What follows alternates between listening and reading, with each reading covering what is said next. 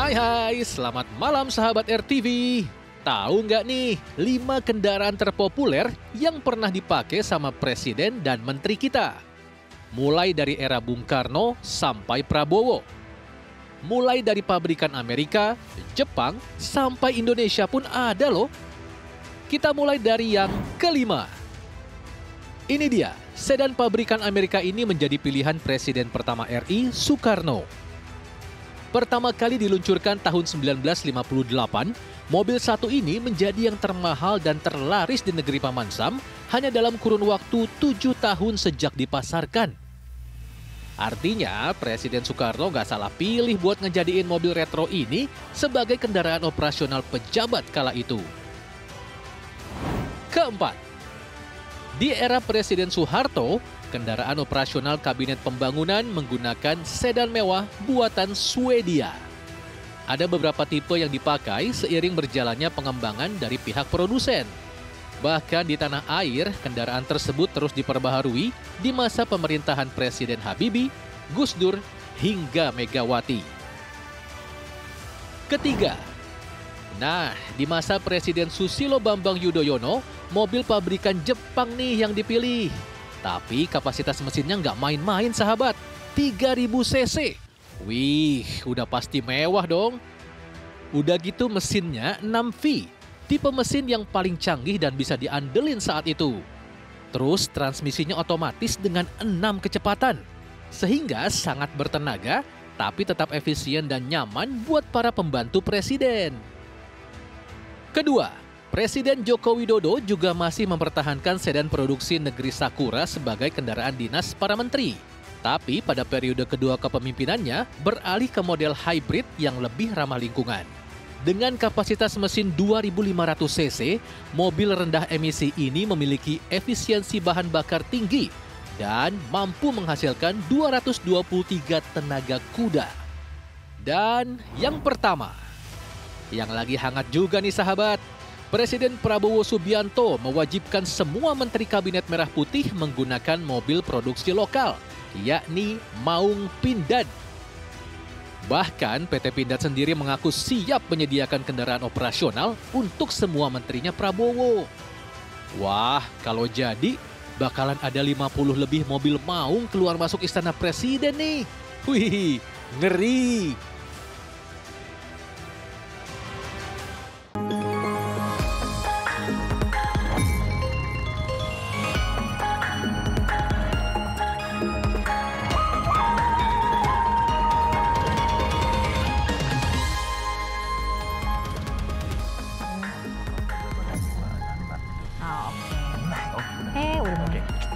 Sip, thank you ya. Oke.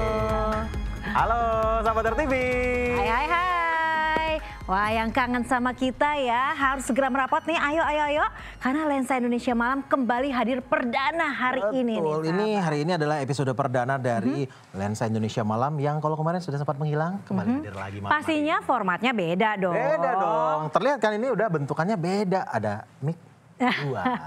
Dan pastinya kita hadirkan juga macam-macam nih Pan. Betul. Semuanya ada di Lensa Indonesia Malam. Jadi pastiin bisa mengisi informasi-informasi ya buat Anda yang ada di rumah. Sebelum kamu bobo ya, pastiin kamu menyaksikan dulu Lensa Indonesia Malam nih. Pastinya bersama saya Ahmad Topan. Dan saya Kenia Gusneni. Langsung aja yuk kita mau ajak sahabat RTV untuk ke Blok M. Nah, betul. Kamu udah sering ke Blok M dong pasti Pan. Sudah dong, dari zaman dulu. Aduh, ketahuan dong. Ketahuan ya. Kalau dulu tuh kalau ke Blok M tuh jalan-jalan sore gitu ya. Nongkrong, belanja, kan banyak di sana tempat belanja baju. Bisa mau lebaran tuh ke sana ya. Betul, tapi kalau sekarang itu udah jadi pusat kuliner. Betul, tiap hari bisa ke sana, tiap siang bisa ke sana dan semuanya viral di sana. Dan semuanya tuh ada mulai dari cemilan, makanan, tapi emang antrinya luar biasa. Antrinya luar biasa. Nah, ini reporter kita Arista Damelia akan mengajak kita ke Blok M. Kira-kira akan belanja kuliner apa di sana? Ah, udah gak sabar nih buat referensi kuliner aku. Yuk, langsung kita ke sana.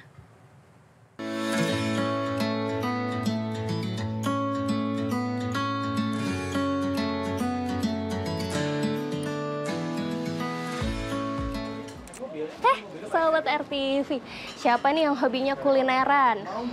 Kalau kuliner pasti nggak jauh dari yang namanya Blok M ya. Karena di Blok M ini banyak banget pilihan kuliner yang viral terus setiap hari.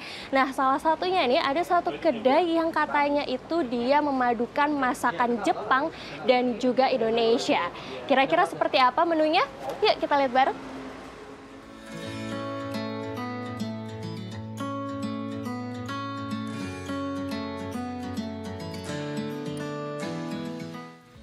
Terletak di kawasan Blok M Square, Jalan Sultan Hasanuddin Dalam nomor 24, Melawai, Kebayoran Baru, Jakarta Selatan, kedai satu ini kelihatannya nggak pernah sepi pengunjung ya.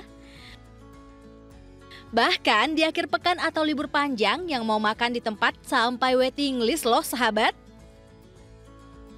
Tempatnya memang nggak terlalu besar, tapi cukup nyaman, ditambah ornamen kayu khas Jepang dan konsep open kitchen. Rasanya satisfying aja untuk berlama-lama di dalam. Nah, sahabat, udah lengkap nih pesanan aku hari ini. Jadi hari ini aku pesan ini menu yang katanya tuh paling best seller yang lagi viral, yaitu ada miso udon. Nah, katanya ini tuh dia punya tekstur yang creamy dan terinspirasi dari sop kaki kambing. Cukup unik sih, karena kalau misalkan kita biasa makan masakan Jepang, udon begitu ya, itu kan kuahnya memang kaldu, tapi dia lebih ke kaldu yang light atau bening gitu, tidak terlalu bold rasanya. Nah, kalau yang ini itu benar-benar cocok gitu ya untuk lidah orang Indonesia yang suka makanan yang rempahnya itu terasa, yang bumbunya itu terasa. Jadi kayak makan sop kaki kambing tapi ini pakai udon kayak gitu. Nah, sahabat, dari tadi kita udah makan ya. Tentunya kalau habis makan yang kayak begini itu enaknya minum yang segar-segar. Nah, kali ini saya pesan apple malt. Ini halal ya sahabat, dan minuman ini juga homemade, dibuat sendiri sama si Futago. Wah, jadi nggak heran nih bisa sampai waiting list ya sahabat. Gimana enggak, sahabat yang satu ini jauh-jauh dari Bekasi udah langganan makan di Futago sejak 2 tahun terakhir loh. Seneng sih, terus dia rasanya juga konsisten beberapa kali kita datang gitu, nggak berubah gitu ya. Lumayan sih, kayaknya udah 2 tahun sih suka bolak-balik ke sini. Nggak cuma jadi tempat favorit yang udah jadi langganan aja, tapi Futago juga masih banyak dikunjungi sama orang yang baru pertama kali nyobain sahabat. Aku sering lihat sih di TikTok, jadi aku penasaran terus aku cobain aja ke sini. Aku dari teman-teman aku yang udah pernah kesini. Nah, sahabat, jadi kita udah selesai ya nyobain si makanan yang viral satu ini, perpaduan dari Jepang dan juga Indonesia. Jadi gimana? Kalian tertarik gak buat cobain makanan di sini? Kalau tertarik, yuk langsung aja ke sini. Dari Jakarta, Arista Damelia, Zaki Syahab, RTV.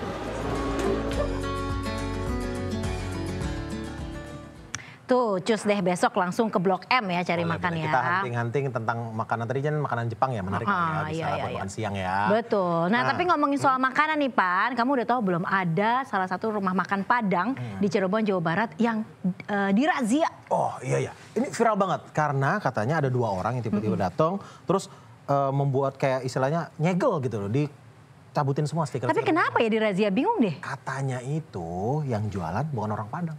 Terus kenapa kalau bukan orang? Jadi nggak asli gitu makanannya mungkin ya? Ternyata katanya nih karena jualannya lebih murah daripada yang lain. Kenapa kalau lebih murah kan malah lebih bagus, Pan? Kita sebagai pembeli, sebagai orang yang suka dengan yang murah-murah, justru pengennya yang murah dong. Kita, tapi kan mungkin buat pedagang lain merugikan kan? Aduh, tapi gue jadi emosi nih kalau yang murah kenapa emang? Tapi jangan emosi dulu, kita akan denger nih, ada penjelasannya nih. Coba aja yuk kita dengerin ya. Coba dengerin. Padang aja ri, Padang aja ri. Ada aja yang bikin heboh di media sosial, sahabat. Nih, di Cirebon, Jawa Barat, malam-malam ada 2 orang laki-laki yang lagi nyopotin stiker tulisan masakan Padang. Ada apa ya? Kenapa juga ini jadi viral? walet. Ternyata usut punya usut. Dua laki-laki ini plus satu orang lagi sedang merazia rumah makan Padang yang katanya pemilik rumah makannya bukan orang Padang. Dan harga jual proporsi makanan Padangnya juga murah. Video ini langsung dapat banyak komentar netizen. Setelah dikonfirmasi, yang menertibkan itu adalah Perhimpunan Rumah Makan Padang Cirebon, PRMPC. Nah, alasannya demi mencegah persaingan obral murah harga jual nasi Padang. Tapi bukan merazia rumah makan Padang yang dikelola bukan orang Padang. Oh iya. Kalau mamanya Anda mau jualan nasi Padang, silakan, nggak apa-apa, mau jual berapapun ya kan, tetapi jangan memakai label 10.000 atau 15.000 atau 13.000 itu di depan. Maksudnya supaya apa? Supaya kita bisa bersaing secara sehat ya kan. Tidak jor-joran harga kan itu. Kami bukan menertibkan orang, bukan bicara soal etnis, pemiliknya Minang atau Minang. Nah, penertiban yang dilakukan pengurus PRMPC itu juga diketahui Polres Cirebon. Dan dipastikan tidak ada larangan non-Minang untuk jualan rumah makan Padang. Jadi intinya bersaing bisnis rumah makan Padang secara sehat tanpa perlu ada promosi obral harga. Tapi yang jualan nasi Padang siapapun boleh. Catat ya sahabat, catat. Dari Cirebon, Jawa Barat, Abdul Rahman, RTV. Ketua. Selanjutnya Ken, kita ngobrolin tentang yang viral-viral nih. Kok belakangan ini saya lihat ya di media sosial tuh kayaknya lagi banyak kayak parodi kali ya, nyindir tentang guru-guru yang kalau ngelihat ada anak-anak dibully atau apa dia acuh. Oh iya emang lagi banyak viral banget ya. Jadi parodinya itu sarkasme, guru yang kayaknya jalan aja padahal di sebelahnya itu ada anak yang lagi berbuat salah atau lagi berantem atau dibully. Nah itu mungkin karena guru-guru juga pada takut kalau menegur anaknya, anak murid, nanti jadi dikriminalisasi kayak belakangan yang banyak terjadi. Kan memang banyak belakangan ini banyak guru yang menegur anak muridnya yang sebenarnya salah kan, karena dia mungkin melawan atau malah dilaporin polisi. Orang tuanya nggak terima gitu kan. Langsung aja yuk kita lihat videonya kira-kira parodinya seperti apa dari guru-guru ya. Siswi-siswi lagi pada jambak-jambakan rambut. Cuekin aja, say. Ada yang ngerokok? Biarin. Weh, ada yang pacaran? Melengos aja lah. Apalagi yang sedang pukul-pukulan. Bodoh amat deh. Daripada dilaporin terus masuk penjara, ya mending dianggap gak ada aja ya kan? Tapi emang harus begitu caranya? Jangan ya dek ya. Ini bukan kejadian asli, tapi cuma parodi yang dibikin para guru yang sebal dengan keadaan sekarang. Terutama kasus guru yang dilaporkan karena diduga menghukum anak muridnya. Diduga ya sahabat, belum terbukti loh. Bukan cuma 1 atau 2 video. Ada banyak banget video parodi yang dibikin para guru sebagai bentuk dukungan bagi Bu Guru Supriyani yang sedang tersandung kasus. Dan berbagai postingan parodi guru ini pun dapat atensi netizen penghuni media sosial. Ada yang komentar sedih karena lihat video ini, tapi tetap bisa maklumin ya sahabat, daripada gurunya tersangkut masalah hukum. Lalu ada juga yang adu nasib dengan kondisi saat dia sekolah dulu. Ya jangan dibandingin dong. Lagi pula hukuman yang berbau kekerasan juga udah nggak kekinian. Lalu ada juga yang takut kalau nanti nggak ada yang mau jadi guru. Udahlah gajinya nggak seberapa, tapi resiko masuk penjaranya besar. Ya, semoga sih ada kejelasan tentang kasus-kasus di dunia pendidikan ya, sahabat. Biar nggak terombang-ambing begini, termasuk kejelasan hukum dan kejelasan nasib para guru ke depannya. Aduh, Bapak Ibu guru, tapi jangan patah semangat dong untuk mendidik anak muridnya ya.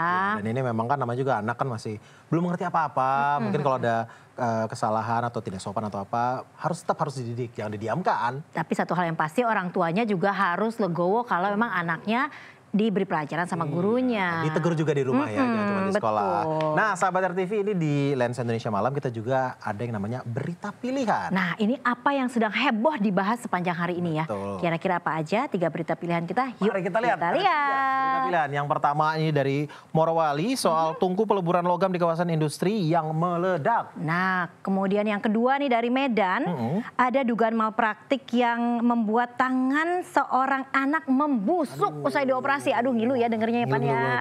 Dan terakhir ini ada respon Anies Baswedan terkait penetapan tersangka dari Thomas Lembong yang kemarin merupakan tim suksesnya pada Pilpres. Oke, kita langsung lihat aja ya berita pertama dari Morowali. Ini ada tungku peleburan logam ya yang meledak. Kira-kira apa ya penyebabnya ya Pan ya? Mari kita lihat.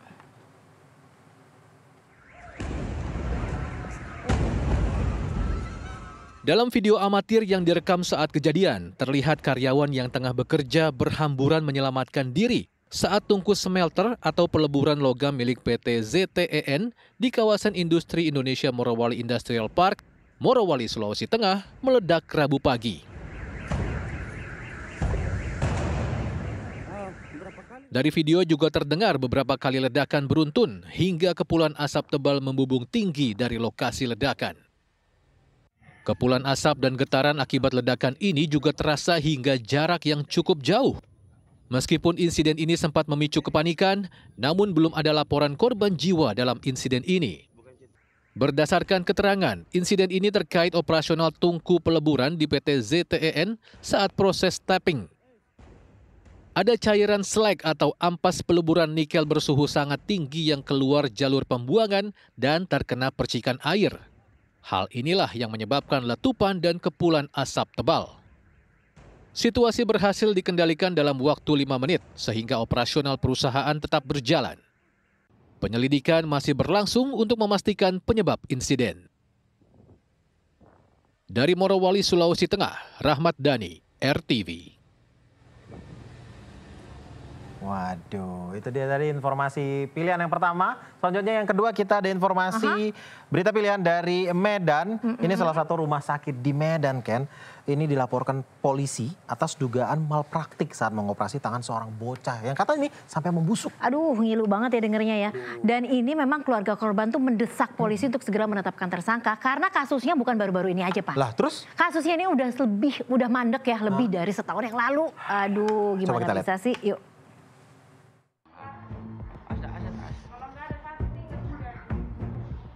Video amatir ini diambil tahun 2023. Saat itu bocah Malang berinisial RS ini hanya bisa menahan sakit pada tangan kanannya karena semakin membusuk usai menjalani operasi di rumah sakit di Jalan TB Simatupang, Kecamatan Medan Sunggal, Kota Medan. Orang tua korban yang menduga pihak rumah sakit melakukan malapraktik melaporkan kasus ini ke kepolisian. Namun lebih dari 1 tahun berlalu, proses hukum kasus ini seperti berjalan di tempat karena belum ada penetapan tersangka. Karena itu, orang tua korban melalui kuasa hukumnya mendesak kepolisian untuk segera menetapkan tersangka kepada tenaga medis yang menangani korban. Kalau dengan penyidik kami berkoordinasi, ya, dan kemudian ya kita sesali juga memang ada kelambanan dalam perkara ini. Gitu. Jadi kita mendesak. Jadi kami sudah meminta juga beberapa kali sampai mana sudah perkara ini ditangani. Gitu. Sebelumnya, tangan kanan korban patah dan terluka akibat terjatuh saat bermain dengan sapi miliknya pada Juli 2023. Kedua orang tua korban yang panik langsung membawa buah hatinya ke rumah sakit. Setelah menunggu selama 18 jam tanpa penanganan yang memadai, korban langsung dioperasi tanpa persetujuan orang tuanya. Pasca operasi, kondisi tangan korban justru semakin memburuk. Dari Medan, Sumatera Utara, Wahyu Maulana, RTV. Nah itu tadi informasi kedua. Selanjutnya informasi ketiga dari Jakarta. Nah ini sudah ada wajahnya Thomas Lembong yang ditetapkan Kejaksaan Agung sebagai tersangka kasus impor gula ya. Betul, korupsi impor gula ya katanya. Dan ini kan Tom Lembong merupakan tim ses dari Anies Baswedan. Dan Anies Baswedan sudah memberikan tanggapannya nih terkait Nah kita lihat aja yuk apa tanggapannya Anies Baswedan.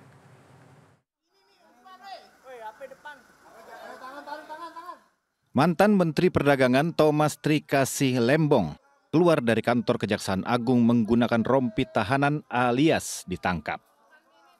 Penahanan Tom Lembong dilakukan setelah menjalani pemeriksaan intensif terkait kasus korupsi impor gula tahun 2015-2016. Tom Lembong menjadi tersangka karena berperan memberikan izin impor gula kepada PT AP dengan kuota 105.000 ton di saat Indonesia sedang mengalami surplus gula. Izin tersebut diberikan tanpa melalui rekomendasi Kementerian Perindustrian untuk mengetahui kebutuhan real gula nasional. Bahwa kerugian negara akibat perbuatan importasi gula yang tidak sesuai dengan ketentuan perundang-undangan yang berlaku, negara dirugikan sebesar kurang lebih 400 miliar rupiah. Penangkapan Tom Lembong mendapatkan reaksi dari Anies Baswedan. Melalui akun Instagramnya @anisbaswedan, mantan Gubernur DKI Jakarta itu menulis sebanyak 5 halaman terkait pribadinya yang bersahabat baik dengan Tom Lembong selama 20 tahun dan memberikan dukungan kepercayaan kepada Tom. Izin impor yang dikeluarkan Tom Lembong memicu proses impor hingga pengolahan dan penjualan gula ke pasar tidak sesuai dengan ketentuan dan berujung pada kerugian uang negara. Dari Jakarta, Arista Damelia, Zaki Syahab, RTV.